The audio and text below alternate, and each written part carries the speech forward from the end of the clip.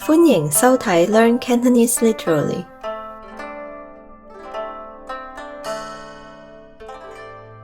今日我哋聽故事學廣東話。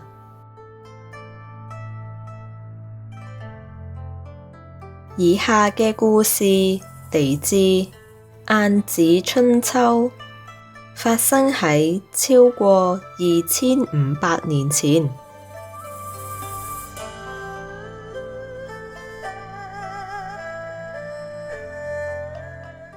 我會好慢咁讀一次先，然後再用日常語速讀一次。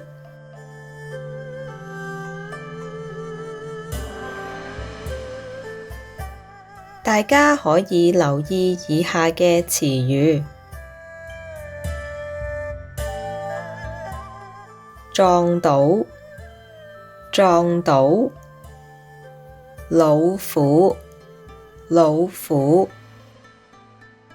蛇、蛇、囉囉攣、囉囉攣、皇宮、皇宮、所謂、所謂、不祥、不祥、國家、國家、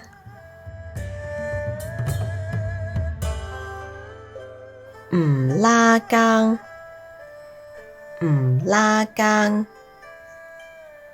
賞識、賞識、信任、信任、本來、本來、屋企、屋企、鬥、鬥、出奇、出奇。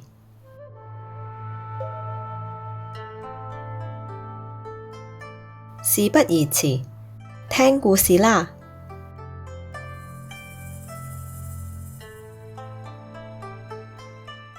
有一日，齊國嘅國君齊景公出去野外狩獵。有一日，齊國嘅國君齊景公出去野外狩獵，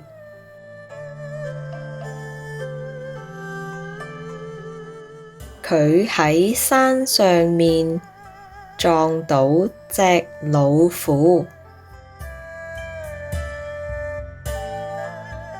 佢喺山上面撞到隻老虎，去到湖邊又見到條蛇，個心就開始囉囉攣。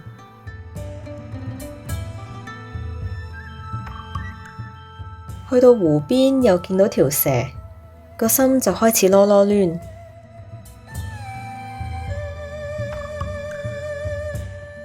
返皇宮之後，景公即刻召喚丞相晏子。佢問晏子：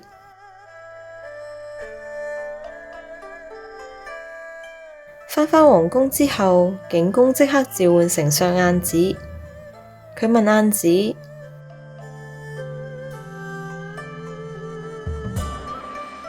寡人今日出去狩獵，一上山就撞到隻老虎。寡人今日出去狩獵，一上山就撞到隻老虎。一去到湖邊，又見到條蛇。一去到湖邊，又見到條蛇。哎呀，呢啲睇怕就係所謂嘅不祥之兆啦。哎呀，呢啲睇怕就係所謂嘅不祥之兆啦。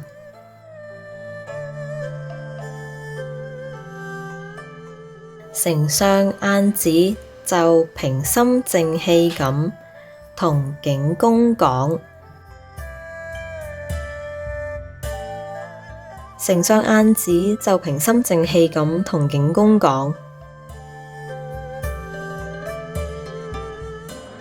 國家呢，有三大不祥之兆。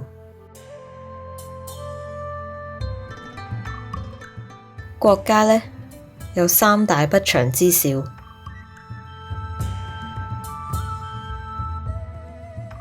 而君上你啱啱講嗰啲恕臣直言，完全唔拉更。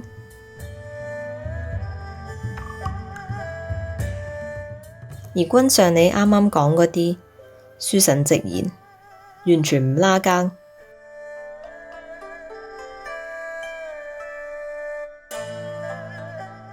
國家嘅不祥之兆，第一係君主唔賞識賢能嘅人。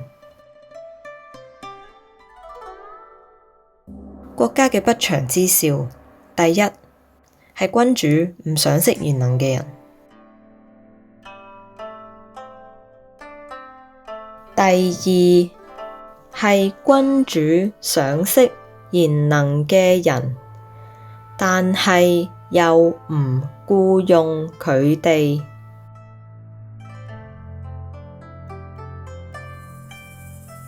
第二係君主賞識賢能嘅人，但係又唔僱用佢哋。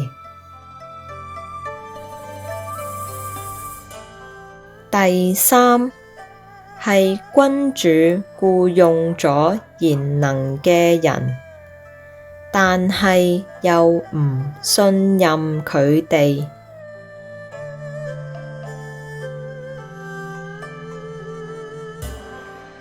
第三係君主僱用咗賢能嘅人，但係又唔信任佢哋。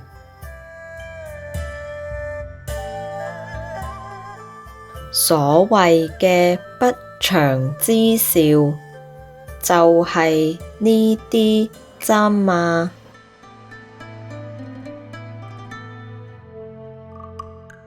所謂嘅不祥之兆，就係呢啲咋嘛。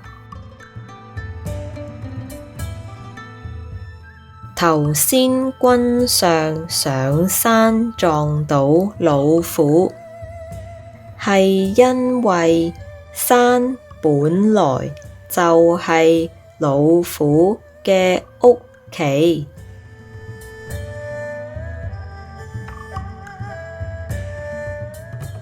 頭先君上上山撞到老虎，係因為山本來就係老虎嘅屋企。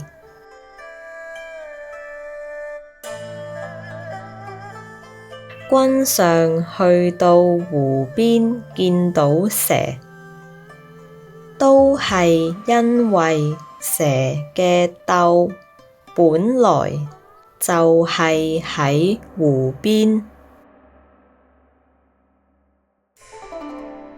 君上去到湖邊見到蛇，都係因為蛇嘅竇本來就係喺湖邊。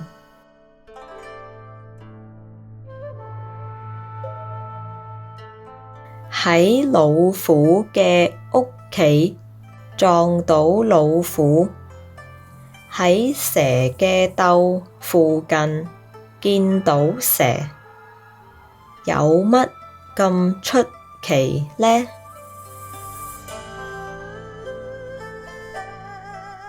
喺老虎嘅屋企撞到老虎，喺蛇嘅竇附近見到蛇，有乜咁出奇呢？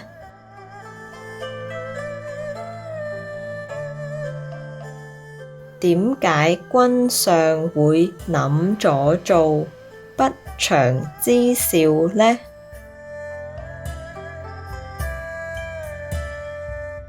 點解君上會諗咗做不祥之兆呢？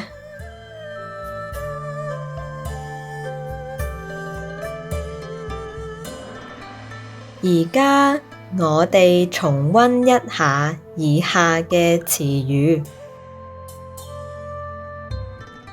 撞到、老虎、蛇、囉囉攣、皇宮、所謂、不祥、國家、唔拉更、賞識、信任、本來、屋企、鬥、出奇。